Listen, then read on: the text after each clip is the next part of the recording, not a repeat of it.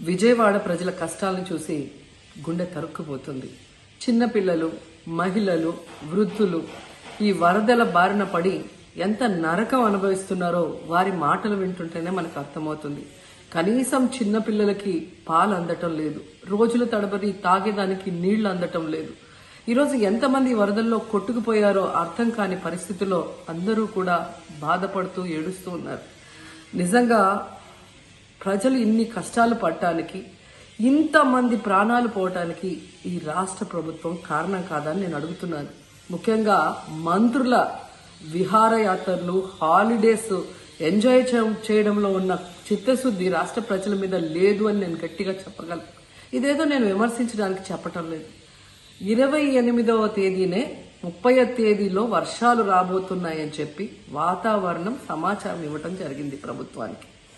అయినా కూడా ముఖ్యమంత్రి గాని, మంత్రులు గాని ఎటువంటి సమీక్షలు చేయకుండా, ప్రజల్ని అప్రమత్తం చేయకుండా నిర్లక్ష్యం వహించడం వల్లే ఈరోజు ఇన్ని లక్షల మంది వరద నీళ్ళల్లో మునిగిపోయారు. ఇంతమంది ప్రాణాలు పోగొట్టుకున్నారు. ఎంతమంది తిండి లేక, కరెంటు లేక, తాగునీళ్లు లేక, పసిబిడ్డలకి పాలు లేక ఎంత అవస్థలు పడుతున్నారో మనం అందరం కూడా గమనిస్తున్నాం.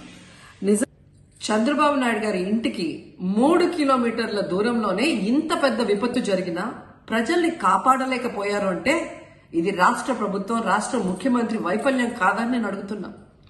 ఈరోజు కరకట్టు మీదున్న అక్రమ కట్టడాలని కాపాడటం కోసమే విజయవాడని ప్రజల్ని ముంచేశారు అనటంలో నిజం లేదా అని నేను అడుగుతున్నా. గంట ముందు ప్రజలకు చెప్పినా వాళ్ళు ముంపు బారిన పడేవారు కాదు. వాళ్ళని అప్రమత్తం చేసి ఒక సేఫ్ అయిన ప్లేస్కి పంపించున్నా ఈరోజు ఇన్ని లక్షల మంది, దాదాపుగా 3 లక్షల మందికి పైగా 4 రోజుల పాటు కరెంటు లేకుండా, తిండి లేకుండా, చిన్న బిడ్డలకి పాలు లేకుండా ఈ విధంగా నీళ్లలో మునిగి అవస్థలు పడాల్సిన అవసరం లేదు.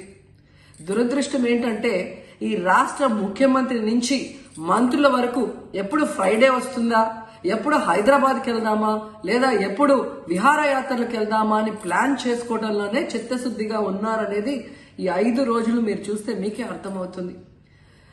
30వ తేదీ భారీ వర్షాలు వస్తాయని ముఖ్యమంత్రి గారికి, మంత్రులకి 28వ తేదీనే వాతావరణ శాఖ సమాచారం అందించినా ఎటువంటి సమీక్షలు లేదు, ఎటువంటి ముందస్తు జాగ్రత్తలు లేదు, ప్రజల్ని కాపాడాలన్న చిత్తశుద్ధి లేదు అనేది స్పష్టంగా అర్థమవుతుంది. ఎందుకంటే ఈ రోజుటి వరకు 4-5 రోజులు ప్రజలకి తిండి అందించడంలో ఈ ప్రభుత్వం విఫలమైంది. కనీసం ఇది జరిగినప్పుడు సీఎం గారు పనిచేయట్లేదు, వయసు అయిపోయింది. డిప్యూటీ సీఎం గారు, పంచాయతీరాజ్ శాఖ మంత్రి గారు కనీసం తన శాఖను అప్రమత్తం చేసి ప్రజల్ని కాపాడాల్సిన బాధ్యత ఉన్నా ఈ రోజు 5 రోజుల వరకు ఆయన అసలు విజయవాడ వైపే రాలేదు.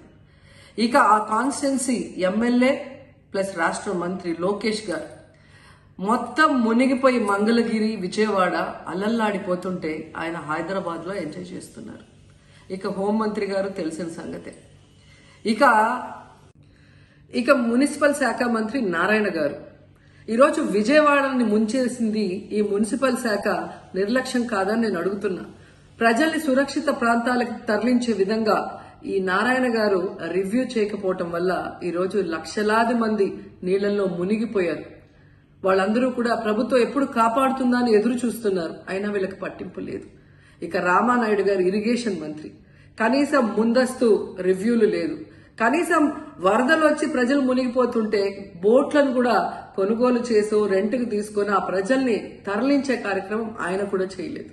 ఇక ఎప్పుడు వరదలు వచ్చినా, భారీ వర్షాలు వచ్చినా ముఖ్యమైన శాఖ రెవెన్యూ శాఖ, అనగాన సత్యప్రసాద్ గారు. ఈయన విహారయాత్రలో ఎంజాయ్ చేస్తున్నాడు.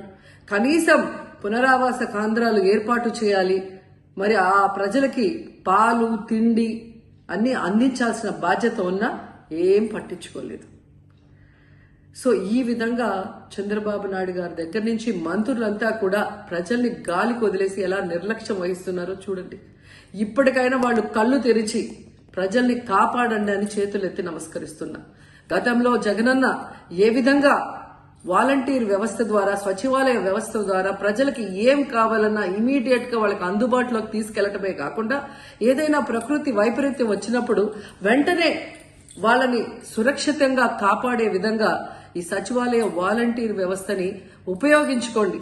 జగనన్న మీద కక్షతో ఆ వ్యవస్థల్ని నాశనం చేయడం వల్లే ఈ రోజు ప్రజలకు ఎవరు ఏం అందించలేకపోతున్నారని తెలుసుకోండి. అండ్ ఈరోజు జగనన్న విజన్ ఉన్న నాయకుడు, ప్రజల్ని ప్రేమించే నాయకుడని మరోసారి రుజువు చేసుకున్నారు. ఆయన కట్టించిన ప్రొటెక్షన్ వాళ్ళు లేకపోతే ఇంకా 1,50,000 పైగా కుటుంబాలు మునిగిపోయే ప్రమాదం ఉండేది. ఈరోజు ఆ ప్రాంతమంతా సేఫ్ గా ఉంది విజయవాడలో ఒక సైడ్ అంటే అది జగనన్న ప్రజల పట్ల ఉన్న అభిమానంతో ఆ ప్రొటెక్షన్ వాల్ కట్టించడం అనేది కూడా మనం అందరం గుర్తుంచుకోవాలి.